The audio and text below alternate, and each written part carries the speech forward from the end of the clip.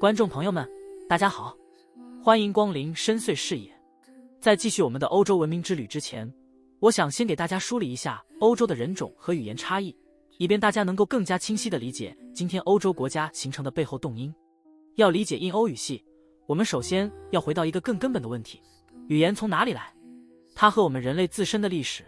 以及我们所说的人种有着怎样的关系？人种与语言的分化是不是同步发生的？答案比我们想象的要复杂得多。在人类历史的绝大部分时间里，语言与部落是紧密绑定在一起的。一个部落说一种语言，部落之间或许有贸易、有战争，但语言的边界大致就是血缘和地域的边界。早期的狩猎采集群体规模很小，几十人到几百人不等，他们使用的语言也相对简单，词汇量有限，语法结构直接。这些语言随着部落的迁徙而扩散，也随着部落的分裂而分化。关于欧洲的人种变化，请参照我们过去的多期视频。然而，人种与语言的分化并非同步进行。人种，更准确地说，是人类群体的遗传构成变化极其缓慢，以万年为单位；而语言的变化则快得多，几百年就可能面目全非。一个群体可以因为征服、通婚或文化同化而完全改变自己的语言，却保留着原有的基因构成。反过来，两个说着同一语言的不同部落，也可能因为地理隔绝和通婚对象的不同，在几千年后形成截然不同的遗传特征。所以，我们今天所说的印欧语系是一个语言学的分类，它描述的是语言的亲缘关系，而不是一个人种的概念。说印欧语系语言的人群，在体制上大多属于欧罗巴人种，但这一人种内部差异极大，而且印欧语的传播恰恰是一个语言替换的过程。草原上的牧人征服了欧洲各地的原住民，将自己的语言强加于他们，但被征服者的基因却大量留存了下来。要理解这一过程，我们需要回到大约12000年前，末次冰期结束的时候。冰期结束，气候变暖，人类的生活方式开始发生根本性的转变。在中东的新月沃地，人们开始种植小麦、大麦，驯养山羊、绵羊，农业革命由此发端。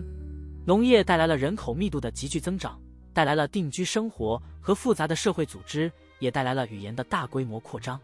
农民人口多，繁衍快，他们向四周扩散，将农业技术连同他们的语言一起带到了新的土地。欧洲的巴斯克语、芬兰乌戈尔语系的语言，可能就是前农业时代欧洲语言的结遗，被后来扩张的农业人群挤压到了边缘地带。但印欧语的扩张走的是另一条路，它不是农民缓慢垦荒式的扩散，而是伴随着一种全新的技术革命——马的驯化和轮式车辆的发明。大约在公元前4000年到公元前3000年之间，在黑海和里海以北的欧亚草原上，一群牧人发展出了一种高度流动的游牧经济。他们骑着马，驾着车，在无边无际的草原上放牧牛羊。这种生活方式赋予了他们前所未有的机动性和军事优势。他们可以迅速集结，长途奔袭，用快马和战车碾压那些定居的农耕村落。在几百年间，这些草原牧人从自己的家园出发，一波又一波地向西、向东、向南扩张。他们不是单纯的入侵者，他们的扩张模式是复杂的，有时是全家迁徙的部落运动，有时是少数精英战士征服当地人口后，将自己的语言和文化强加于被征服者。正是这种多样的扩张模式，解释了为什么印欧语的传播常常伴随着遗传成分的显著输入，但在不同地区，输入的强度又有很大差异。例如，在中欧和北欧，神文契文化人群约75%的遗传成分来自草原的沿纳亚人群，显示了一次大规模的人口替代，这里的原住民被取代了。而在南亚，草原人群的遗传贡献要小得多，大约只有10%到30%。这里的原住民接受了征服者的语言，却保留了自己的基因。这就是为什么今天的印度北部，人们说着印欧语系的印地语，却在体质特征上与欧洲人有明显差异。这就是印欧语系故事的起点。它不是一本静静躺在书斋里的语法书，而是一部用马蹄和车轮写就的史诗，一部关于征服与融合、语言替换与基因流动的宏大叙事。我们今天的英语、德语、俄语、希腊语、波斯语、印地语，都是这些古代牧人后裔的语言。当我们追溯这些语言的源头时，我们实际上是在追溯我们自己。我们从哪里来？我们如何成为今天的我们？让我们正式进入印欧语系的世界。印欧语系的发现是18世纪末至19世纪欧洲语言学最辉煌的成就之一。在此之前，人们只是隐约注意到某些语言之间存在相似性。文艺复兴时期的学者们已经发现意大利语、法语、西班牙语源自拉丁语，而拉丁语又与希腊语有某种亲缘关系，但尚未形成系统的认识。1786年，英国东方学家威廉·琼斯在加尔各答的亚洲学会上发表了一篇划时代的演讲。他精通梵语、希腊语、拉丁语等多种古典语言，在研读梵语文献时，震惊地发现梵语与希腊语、拉丁语在动词词根和语法形式上惊人的相似。他在演讲中写道，梵语无论多么古老，其结构都极为精妙，它与希腊语和拉丁语在动词词根和语法形式上有着如此强烈的相似性，绝非偶然所致。任何语文学家在检视三者之后，都会相信它们源于某个共同的源头。琼斯的这一论断开启了印欧语研究的序幕。此后的一个世纪里，欧洲学者们系统比较了从爱尔兰到孟加拉的数十种语言，逐步勾勒出这个庞大语言家族的全貌。这一发现的意义不亚于哥伦布发现新大陆，它揭示了一个隐藏在语言表面差异之下的深层统一性，为理解欧洲乃至整个欧亚大陆的历史提供了全新的视角。德国学者弗朗茨·博普在1816年系统比较了梵语、希腊语、拉丁语、波斯语和日耳曼语言的动词变位，奠定了比较语言学的方法论基础。他的梵语、希腊语、拉丁语、波斯语和日耳曼语比较语法，被视为历史比较语言学的奠基之作。丹麦学者拉斯克在1818年发现了日耳曼语言与其他印欧语言之间的辅音对应规律，即后来著名的格里姆定律。他通过严谨的对应关系证明，日耳曼语并非野蛮地偏离了古典语言，而是遵循着严格的语音演变规律。德国学者雅各布·格里姆在1822年系统阐述了格里姆定律，首次用规则的形式描述了日耳曼语辅音从原始印欧语演变的规律，为历史语音学奠定了科学基础。到了1861年，德国学者奥古斯特·施莱谢尔提出了语言演化的谱系数理论，用树状图描绘印欧语各分支的亲缘关系，将生物学中的进化论思想引入语言学。到19世纪末，印欧语系的基本框架已经确立，它包括了印度伊朗语、希腊语、意大利语、凯尔特语、日耳曼语、斯拉夫语、波罗的语、阿尔巴尼亚语、亚美尼亚语等10几个分支，以及安纳托利亚语、吐火罗语等已经消亡的古老分支。20世纪初期赫梯语的破译和20世纪中期吐火罗语的解读，进一步拓展了印欧语系的时空边界，将这一语言家族的历史纵深推进到公元前2000纪。当我们展开这幅语言地图，首先映入眼帘的是人口最多、分布最广的印度伊朗语支。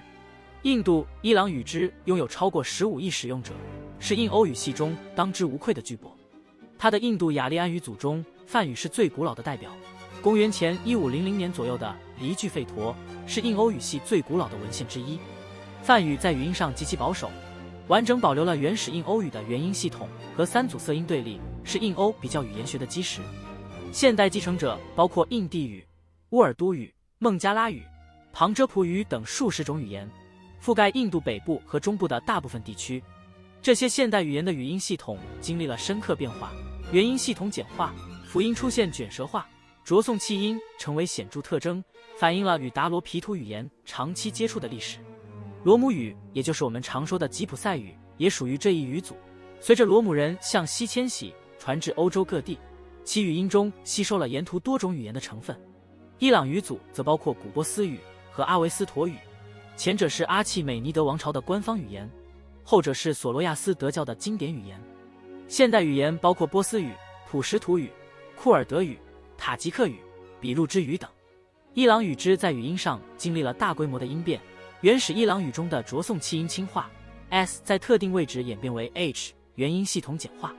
波斯语在阿拉伯征服后吸收了大量的阿拉伯语词汇，并采用了阿拉伯字母，但保留了印欧语的基本语法结构。此外，还有已消亡的斯基泰萨尔马提亚语组，古代黑海北岸到中亚草原的游牧民族所使用，仅留下少量词汇和铭文。他们的语音特征通过介词进入斯拉夫语和突厥语，成为历史语音学的珍贵材料。离开广袤的亚洲，让我们转向地中海，那里是希腊语支的故乡。希腊语是印欧语系中历史连续性最长的语言之一，有超过3400年的文献记录。从迈锡尼希腊语的现行文字币，到荷马史诗和雅典古典文学的古希腊语，到希腊化时代的通用希腊语，再到拜占庭希腊语，直至现代希腊语，一脉相承，从未中断。希腊语支在语音上经历了戏剧性的演变。原始印欧语的着送气音在古希腊语中进化为送气清音，但保留了辅音和元音的系统对立。通用希腊语时期发生了元音合并，多个元音和双元音合并为哀音，彻底改变了希腊语的音韵面貌。现代希腊语进一步简化，送气音演变为擦音，元音系统简化为五元音体系。希腊字母从腓尼基字母演化而来，是拉丁字母、西里尔字母的祖先，其音值的变化记录了3000年的语音演变史。与希腊语支关系密切的是意大利语支及其后裔罗曼语族。意大利语支在古代意大利半岛包含多种语言，拉丁语、奥斯坎语、翁布里亚语、法利西语等。随着罗马的扩张，拉丁语成为主导，并最终吸收了其他意大利语支语言。拉丁语在语音上较为保守，但早期已经发生了若干重要音变。原始印欧语的着送气音在拉丁语中演变为擦音或清音，元音系统中的长短对立成为重要的语法标记。拉丁语在罗马帝国崩溃后演变为各地的通俗拉丁语，继而分化为罗曼语族。这一分化过程与历史进程密切相关，不同地区被日耳曼、阿拉伯等不同族群入侵，形成了各自独特的语音演变轨迹。伊比利亚半岛的罗曼语、西班牙语、葡萄牙语、加泰罗尼亚语、加利西亚语经历了元音系统简化、辅音弱化和擦音化。西班牙语中拉丁语 F 演变为 H， 再演变为无声，记录了西哥特和阿拉伯统治的痕迹。高卢地区的法语经历了最剧烈的语音变化，元音系统复杂化，辅音大量脱落，反映了法兰克日耳曼语的影响和高卢底层语言的作用。意大利半岛的撒丁语是最保守的罗曼语，保留了拉丁语的元音系统。意大利语则以佛罗伦萨方言为基础，经历了元音简化和辅音强化。巴尔干半岛的罗马尼亚语被斯拉夫语包围，语音上吸收了斯拉夫语的软音化和元音系统特征，同时保留了拉丁语的若干保守特征。拉丁语本身在宗教、学术、法律领域延续至近代，是西方文明最重要的文化载体之一。在欧洲的西部边缘，凯尔特语支讲述着另一段故事。凯尔特人曾是欧洲最广布的族群之一，从爱尔兰到小亚细亚都有他们的踪迹。凯尔特语支在语音上最为独特的特征是，原始印欧语的 K 在凯尔特语中演变为 P， 比如马这个词在拉丁语中是 equus， 在凯尔特语中却是 epos， 这一音便被称为凯尔特语 P 化，是凯尔特语支最显著的语音标识。大陆凯尔特语、高卢语、凯尔特伊比利亚语、加拉泰语已在罗马化过程中被拉丁语取代，但高卢语的语音特征通过介词进入法语，留下了数百个凯尔特词源。海岛凯尔特语幸存至今，分为盖尔语支和不列颠语支。盖尔语支的爱尔兰语、苏格兰盖尔语、马恩岛语经历了复杂的元音变化、辅音恶化和初始辅音交替的弱化系统，反映了岛屿环境中语言的孤立演变。不列颠语支的威尔士语、布列塔尼语、康沃尔语同样经历了复杂的辅音交替系统，但演变路径与盖尔语支有所不同。凯尔特语支是印欧语系中最濒危的分支之一，但在爱尔兰、威尔士等地正经历着复兴运动。让我们把目光转向北欧，那里是日耳曼语支的故乡。日耳曼语支的语音演变是整个印欧语研究中最重要的发现之一。格里姆定律系统描述了从原始印欧语到原始日耳曼语的辅音变化。原始印欧语的清塞音演变为清擦音，着色音演变为清塞音，着送气音演变为着擦音，后进一步演变为着色音。这组音变发生在公元前1000年左右的日耳曼语独立发展阶段，与日耳曼部落与凯尔特、罗马民族的接触密切相关。此后，日耳曼语支内部又发生了进一步的语音分化。东日耳曼语的哥特语保留了格里姆定律后的早期状态，尚未经历第二次音变，但随着汪达尔语、勃艮第语在民族大迁徙时期消失，这一分支已经消亡。西日耳曼语中，英语经历了盎格鲁撒克逊时期的保守形态，后受维京入侵和诺曼征服深刻影响。诺曼法语带来的罗曼语介词占英语词汇的60%，但英语的日耳曼语词根和基本语法结构得以保留。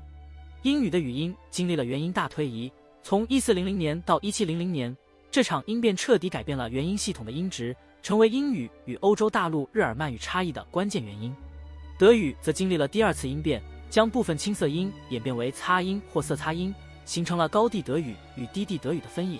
这一音便与法兰克王国的扩张和德意志地区的基督教化同步发生。北日耳曼语包括丹麦语、瑞典语、挪威语、冰岛语、法罗语。冰岛语由于地理隔绝，保留了最接近古诺尔斯语的面貌，是现代日耳曼语中最保守的语言。北日耳曼语经历了元音劣化、单化、辅音弱化等一系列音变，反映了维京时代的扩张和后期与低地德语、汉萨同盟的密切接触。向东而行，我们进入波罗的斯拉夫语支的领域。波罗的斯拉夫语支涵盖东欧、中欧和巴尔干大部分地区，是印欧语系中最大的分支之一。它在语音上保留了原始印欧语的诸多保守特征，但也经历了独特的创新。波罗的语的立陶宛语和拉脱维亚语，以及已消亡的古普鲁士语，是印欧语系中最保守的语言之一。立陶宛语完整保留了原始印欧语的元音系统和重音系统，包括古声调系统。这种保守性与其相对孤立的地理位置和较晚的基督教化密切相关。斯拉夫语支在6至7世纪经历了一次大规模语音统一，元音系统重组，软音化成为重要特征，原始印欧语的长短元音对立转化为质量对立。9世纪斯拉夫使徒基里尔和美多德创制格拉戈里字母和基里尔字母时，记录的正是这一阶段的古教会斯拉夫语。斯拉夫语随后分化为3个子群。东斯拉夫的俄语、乌克兰语、白俄罗斯语中，俄语经历了元音弱化、辅音软化的系统化，反映了蒙古统治期间的语言接触。西斯拉夫的波兰语、捷克语、斯洛伐克语、索布语中，波兰语保留了鼻元音，捷克语经历了元音长度重音化。南斯拉夫的塞尔维亚语、克罗地亚语、波斯尼亚语、黑山语、斯洛文尼亚语、保加利亚语、马其顿语中，保加利亚语和马其顿语受巴尔干语言联盟影响，失去了斯拉夫语的格系统，发展了后制定冠词。斯拉夫语使用西里尔字母或拉丁字母，反映了东西方基督教的分野。在印欧语系的版图中，还有几个孤立而独特的成员。阿尔巴尼亚语是印欧语系中独立的一支，没有其他同支语言与之共享。它可能是古代伊利里亚语或色雷斯语的继承者，经历了罗马统治、斯拉夫迁徙、奥斯曼征服等多层历史叠加。阿尔巴尼亚语的语音系统极为独特，原始印欧语的着送气音演变为着色音，清色音演变为送气清音，元音系统高度简化，出现了大量拉丁语、斯拉夫语、土耳其语、希腊语介词，其语音特征反映了巴尔干语言联盟的深刻影响。亚美尼亚语同样是印欧语系的独立分支，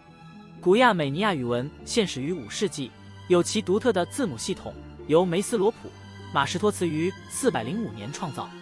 亚美尼亚语的语音演变极为剧烈，原始印欧语的色音系统被彻底重组，形成了独特的3组对立，元音系统简化，大量的伊朗语介词反映了帕提亚和萨珊时期的文化影响。这种剧烈的音变与亚美尼亚地处欧亚十字路口，不断受外族统治的历史密切相关。在这些活语言之外，还有一些已经消亡的分支，它们为印欧语研究提供了最古老的证据。安纳托利亚语支是印欧语系最古老的文献分支，公元前20世纪至前12世纪活跃于安纳托利亚，也就是今天的土耳其。赫梯语是公元前1650年至前1200年的语言，是已知最早的印欧语文献，使用楔形文字。赫梯语在语音上最为独特的是保留了原始印欧语的喉音，在其他分支中，这些音早已消失。赫梯语的发现证明了喉音理论的正确性。芦苇语、帕莱语、吕西亚语、吕底亚语等也属于这一分支。安纳托利亚语支的发现彻底改变了印欧语研究，提供了关于原始印欧语最古老、最直接的证据。吐火罗语是印欧语系中最东端的分支之一，分布在中国新疆塔里木盆地。公元6至9世纪的文献显示，吐火罗语分为2种方言。吐火罗语 A 用于宗教和文学，主要来自烟耆、吐鲁番；吐火罗语 B 用于日常生活，主要来自库车。吐火罗语在语音上高度保守，完整保留了原始印欧语的元音系统和色音3组对立，与地理位置最西的凯尔特语、意大利语有若干惊人的相似特征。这种东西呼应的现象，至今仍是印欧学界的重要谜题。吐火罗语的发现证明了印欧语族群曾经深入中亚腹地。吐火罗人的壁画与木乃伊，如著名的楼兰美女，展现了欧罗巴人种与东亚文明的交汇。此外，还有色雷斯、达契亚语支、伊利里亚语支、弗里吉亚语支、威尼斯语支等已经消亡的分支，它们留存有限，仅见于地名、人名和少数铭文，为印欧语研究增添了层层谜团。面对这纷繁复杂的语言图景，一个根本问题自然浮现：这些语言的共同源头在哪里？说这种语言的原始印欧人究竟是谁？他们生活在何处？这是一个世纪以来考古学、语言学和遗传学共同探索的核心问题。对原始印欧人的探寻，本质上是对语言演变与历史进程之间关系的深度追问。目前最广泛接受的假说是由立陶宛裔美国考古学家玛利亚·金布塔斯在20世纪50年代提出的库尔干假说。这一理论的核心洞见在于，语言扩张的动力来自社会经济变革。金布塔斯认为，原始印欧人的家园位于黑海、里海北部草原，也就是今天的乌克兰南部、俄罗斯南部，时间约在公元前4500年至前2500年。那里的库尔干文化，库尔干在俄语重译为坟冢，指该文化特有的坟冢墓葬形式，具体对应斯莱德涅斯多格文化、延纳亚文化等。库尔干人群的扩张动力来自马的驯化、轮式车辆的发明和游牧经济，这些技术使他们具备了前所未有的机动性和军事优势，分多次向西、东、南方向扩张，将印欧语带到欧洲和亚洲广大地区。金布塔斯提出的3波扩张模型包括：第一波约在公元前4500年至前4300年向西进入多瑙河流域；第二波约在公元前3500年覆盖中欧和北欧，与绳文器文化相关联。这一波扩张将印欧语带入中欧，成为凯尔特、日耳曼、意大利、波罗的、斯拉夫各语支的源头。第三波约在公元前3000年至前2500年向东向南扩张，进入伊朗高原和印度次大陆，与印度、伊朗语族的传播相关。另一种假说是由英国考古学家科林·伦弗鲁在1987年提出的安纳托利亚假说。他认为印欧语随着新石器时代农业革命，从安纳托利亚向西北东方向扩散，伴随农业人口的迁移，时间约在公元前7000年。这一假说的核心证据是农业词汇在印欧语各分支中有共同词根，暗示农业是原始印欧经济的基础。两种理论的比较中，库尔干假说在时间上与已知最早印欧语文献赫梯语约公元前1650年的时间差更合理，得到大多数语言学家和历史语言学家的支持。而21世纪以来的古 DNA 研究为库尔干假说提供了强有力的遗传学证据。2015年以来的大规模古 DNA 研究揭示了关键事实：延纳亚文化人群具有约 50% 的高加索狩猎采集者血统和约 50% 的东欧狩猎采集者血统。中欧绳文器文化人群约 75% 的遗传成分来自延纳亚人群，显示了一次大规模的人口替代。印度、伊朗语族地区的青铜时代人群也出现了来自草原的遗传成分。这些发现与库尔干假说高度吻合。目前学术界的共识是，原始印欧语在公元前4000年至前3000年之间从黑海、里海草原向外扩散，与马匹驯化、轮式车辆和游牧经济的兴起密切相关。原始印欧语的分化不是均匀的、渐进的，而是与历史事件紧密共振。每一次大规模的人口迁徙，每一个新兴技术的传播，每一场征服战争，都会在语言的肌理中留下刻痕。轮式车辆的发明催生了关于轮子的共享词汇，这一词汇在各分支中的语音形式，梵语的 kakra、希腊语的 kiklos、英语的 wheel， 忠实地记录了其后数千年的语音演变。马的驯化使草原人群获得机动性优势，也为日耳曼语中马的独特词汇提供了历史背景。青铜时代的长途贸易将印欧语的不同方言群体连接起来，也促成了语音特征的扩散。铁器时代的民族大迁徙彻底重塑了欧洲的语言地图，日耳曼语的辅音演变恰在这一时期完成。罗马帝国的扩张与崩溃将拉丁语带到西欧，又在帝国崩溃后促成了罗曼语族的形成。各地方言的语音差异记录了罗马统治的深度和日耳曼入侵的强度。虽然原始印欧语没有直接文献存世，但通过比较语言学的方法，学者们成功地重建了它的基本面貌。这一重建工作本身就是对历史进程的逆向追踪。我们通过语音对应关系推断古老的分化时间，通过词汇分布推断原始人群的生活环境。原始印欧语的音系以3组色音著称，另有独特的喉音理论。20世纪初赫梯语的破译，证实了喉音在原始印欧语中真实存在，这是比较语言学最伟大的胜利之一。色音分为清音、浊音、浊颂气音3组，喉音有3个音位，在希腊语、梵语等语言中消失，但在赫梯语中有所保留。元音主要是 E 和 O， 以及它们的延长形式 A 相对罕见。元音交替是原始印欧语的重要语法手段，如 pad 表示脚 ，pod 表示脚的。响音 m、n、l、r、y、w 可做元音或辅音。原始印欧语是一种高度曲折的语言，通过词尾变化表达语法关系。这种复杂的语法系统在后代语言中经历了不同程度的简化，简化的程度与语言接触的强度密切相关。名词有3个性、3个数、8个格；动词有3个时态、3个语态、4种语气。通过词根元音变化表达不同语法意义。通过比较各分支的共有词汇，我们可以窥见原始印欧人的生活环境和文化特征。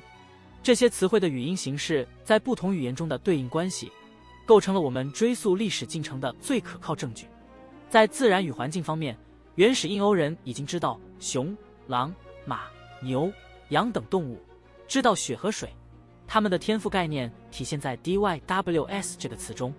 山毛榉一词的分布尤为重要。山毛榉树在公元前3000年时的自然分布东界在第聂伯河以西。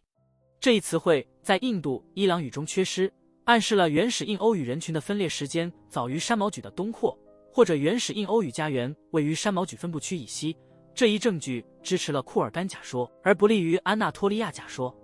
在技术与经济方面，农业词汇的存在暗示他们已经开始农耕。畜牧词汇中马的普遍存在暗示了马的驯化，而轮式技术词汇轮子、轴、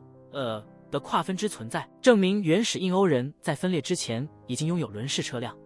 轮式车辆的发明时间约在公元前3500年，这为原始印欧语的分裂提供了一个重要的时间锚点。在社会与家庭方面，父亲、母亲、兄弟、女儿、儿子等亲属词汇的存在，以及王、英雄、神圣等社会结构词汇，揭示了原始印欧人的社会组织和价值观念。在宗教方面，天赋在拉丁语、希腊语、梵语中有着同源表达，黎明女神同样出现在各分支的神话中，世界树、天神战争等神话母题在各分支中有惊人对应。印欧语的扩散不是单一的征服事件，而是跨越数千年的复杂过程。在这一过程中，语言演变与历史进程形成了深刻的共振，每一次迁徙都在语音上留下印记，每一次接触都催生新的音变。在公元前4000至前3000年间，黑海、里海草原的延纳亚文化人群使用着统一的原始印欧语。随着人口增长和气候波动，这个语言共同体开始分化。第一批分离出去的是安纳托利亚语支，可能在公元前3000年前后通过巴尔干进入小亚细亚。赫梯帝国的兴起就是这支南迁人群的成果。赫梯语保留了喉音，这一事实表明，当原始印欧语的其他分支已经失去喉音时，安纳托利亚语支仍处于早期分化阶段。公元前3000至前2000年，草原人群大规模向西迁徙，进入中欧和北欧。考古学上，这与绳文器文化的扩张相对应；遗传学上，这一时期的欧洲人群出现了显著的延纳亚血统输入。这一波迁徙不仅带来了新的语言，也带来了新的社会结构和技术传统。中欧和北欧的人群成为凯尔特语、日耳曼语、意大利语、波罗的语、斯拉夫语的祖先，巴尔干半岛的人群则演变为希腊语、伊利里亚语、色雷斯语的源头。在这个过程中，不同方言群体开始经历各自的语音创新，格里姆定律和凯尔特语的屁话都发生在这个时期，成为区分不同语支的指纹。公元前2000年后，印欧语族群继续向东和向南扩张，安德罗诺沃文化和新塔什塔文化的人群向东、向南迁徙，进入伊朗高原和印度次大陆。约公元前1500年，黎巨吠陀开始编纂，标志着印度雅利安文化在印度西北部的确立。印度伊朗语支在语音上经历了统一的宋气音轻化和 s 演变为 h 等音变，反映了这一时期语言共同体的存在。与此同时，另一支印欧人群向东进入塔里木盆地，成为后来的吐火罗人。吐火罗语在语音上极为保守，没有经历印度伊朗语的宋气音轻化，也没有经历希腊语的元音变化，保留了原始印欧语的许多古老特征。在历史时期，印欧语继续通过征服和文化影响扩张，每一次历史事件都在语音中留下烙印。罗马帝国将拉丁语带到西欧、巴尔干和北非。在历史时期，印欧语继续通过征服和文化影响扩张，每一次历史事件都在语音中留下烙印。罗马帝国将拉丁语带到西欧、巴尔干和北非。拉丁语本身经历了从古典拉丁语到通俗拉丁语的演变，口语与书面语的差距逐渐拉大。日耳曼民族大迁徙将日耳曼语带到西罗马帝国的废墟之上，日耳曼语与罗曼语的接触导致了复杂的语音介入和音变。斯拉夫人的扩张覆盖了东欧大部分地区，斯拉夫语与突厥语、芬兰、乌戈尔语的接触导致软音化和元音系统的重组。维京时代将古诺尔斯语带到不列颠、爱尔兰、冰岛和诺曼底，英语中数百个古诺尔斯语借此记录了维京征服的深度。诺曼征服将法语带到英格兰，英语的词汇和语音系统被深刻重塑，元音大推移恰在这一背景下发生。欧洲殖民时代将西班牙语、葡萄牙语、英语、法语、俄语等带到美洲、非洲、大洋洲，在这些新环境中，印欧语言发生了新的语音变化。印欧语系不仅是交流工具，更是人类文明的载体。从离句吠陀到荷马史诗，从埃涅阿斯纪到贝奥武甫，从尼伯龙根之歌到伊戈尔远征记，印欧语文献构成了世界文学史的半壁江山。而这些文献的语音形式本身就是一部音变史的活化石。神话母题的共享跨越了地理和时间的阻隔。天父 Zeus、Jupiter、Diel 共享同源名称，其语音形式在各语言中的演变记录了3000年的音变史。英雄屠龙的母题出现在希腊的赫拉克勒斯、日耳曼的西格弗里德、斯拉夫的都布雷尼亚身上。这些英雄的名字在不同语言中有不同的语音形式，却指向共同的神话源头。世界树在北欧神话中是 Yggdrasil， 在印度神话中是宇宙树，都象征着连接天地的中轴。战争与命运女神，希腊的莫伊莱、罗马的福尔图纳、日耳曼的诺恩三女神都是编织命运的女神。命运一词的印欧语根源是说，暗示了命由言定的原始观念。思想与制度的传播同样离不开印欧语的载体。希腊哲学、罗马法、基督教神学，这些塑造西方文明的核心元素都通过希腊语和拉丁语表达和传播。拉丁语中法语读的同源关系，揭示了法语阅读在罗马人意识中的关联。印度的吠陀哲学、佛教经典以梵语和巴利语为载体，梵语中业与作的同源关系，暗示了业即所谓的朴素哲学。欧洲的民族国家、民主法治、科学理性都深深植根于印欧语的文化土壤。回望这段跨越万年的语言之旅，我们看到了什么？印欧语系是人类历史上最成功、最庞大的语言家族之一。从爱尔兰西海岸到孟加拉三角洲，从冰岛火山到斯里兰卡椰林，印欧语系语言编织了一张无形的网，将数十亿人的思想、情感与历史联系在一起。但印欧语系的辉煌，不应让我们忘记语言多样性的珍贵。欧洲还有巴斯克语、前印欧语系的遗存，还有芬兰、乌戈尔语系的芬兰语、匈牙利语、爱沙尼亚语，还有突厥语系。亚洲则有汉藏语系、阿尔泰语系、南亚语系等同样伟大的语言家族。这些语言与印欧语的接触和互动，同样塑造了欧亚大陆的历史。印欧语系的发现告诉我们，语言是人类最深刻的身份认同之一。当我们说出父亲、母亲、兄弟这些词汇时，我们与3000年前印度河畔的梵语诗人、2000年前罗马广场上的演说家、1000年前冰岛火山下的维京吟游诗人共享着同一个古老的词根。这些词的语音形式虽然在不同语言中已经面目全非，英语的 father、德语的 Vater、拉丁语的 Pater、梵语的 Pit， 但通过历史语言学的透镜，我们依然能够窥见它们背后那个共同的源头。更为重要的是，印欧语的历史揭示了语言演变与历史进程之间的深刻共振。每一次语音变化都不是孤立的，而是与人口的迁徙、技术的传播、帝国的兴衰、信仰的更替紧密相连。从黑海草原上马的嘶鸣，到罗马军团的口号声，到维京长船的桨声，到殖民者帆船的翻声，每一次历史的涛声都在印欧语的语音中留下了永不磨灭的回响。这是语言的力量，也是印欧语系留给世界最宝贵的遗产。当我们追溯语音变化的轨迹时，我们实际上是在阅读一部用声音书写的人类历史，一部跨越万年、绵延不绝的宏大史诗。